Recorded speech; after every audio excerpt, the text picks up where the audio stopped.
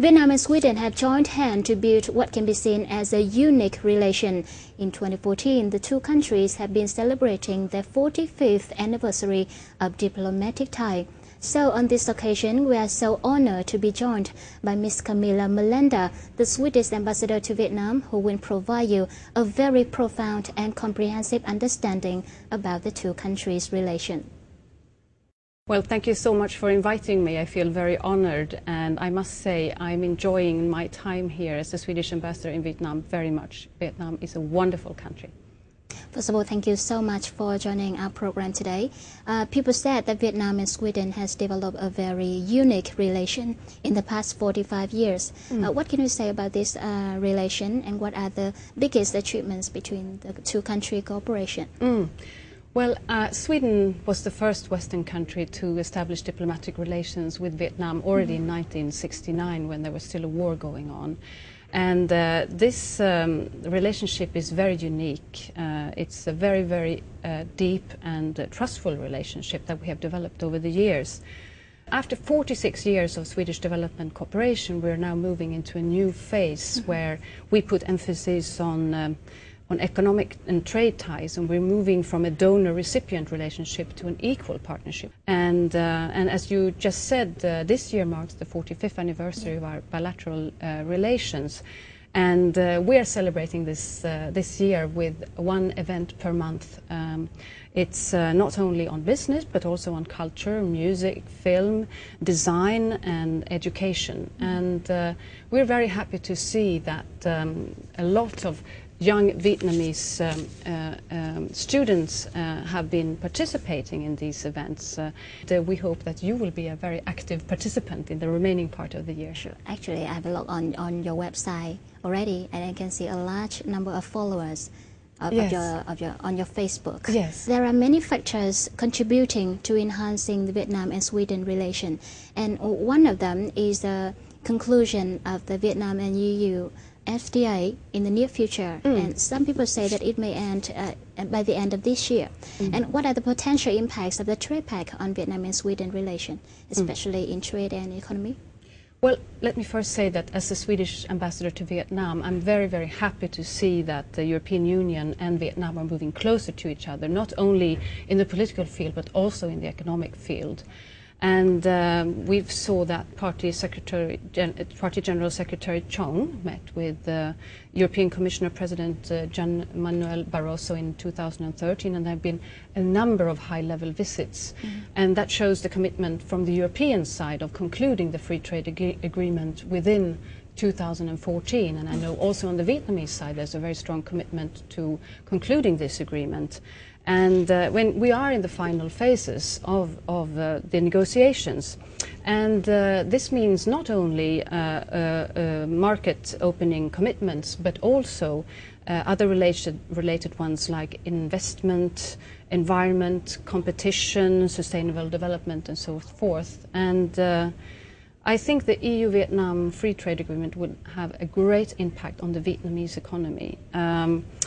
We've seen that other free trade agreements that the European Union have concluded with other partners, such as South Korea, for example, has expanded the trade by 30%. So I think there's a huge potential there for Vietnamese businesses, but also for European businesses.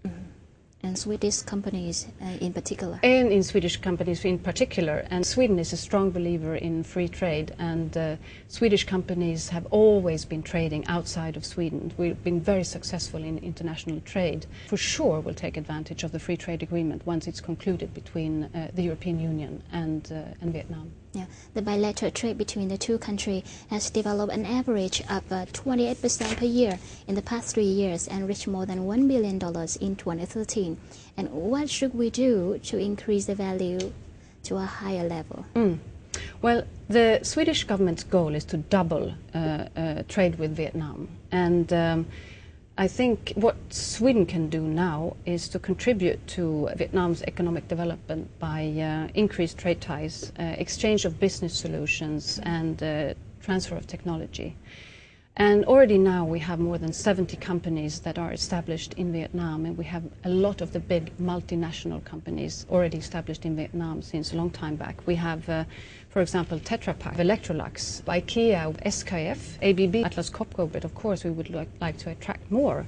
In the last 12 months, I can say we've had a surge in visits on the Swedish side, but also on the Vietnamese side. We had our Minister of Justice, Beatrice Ask, visiting.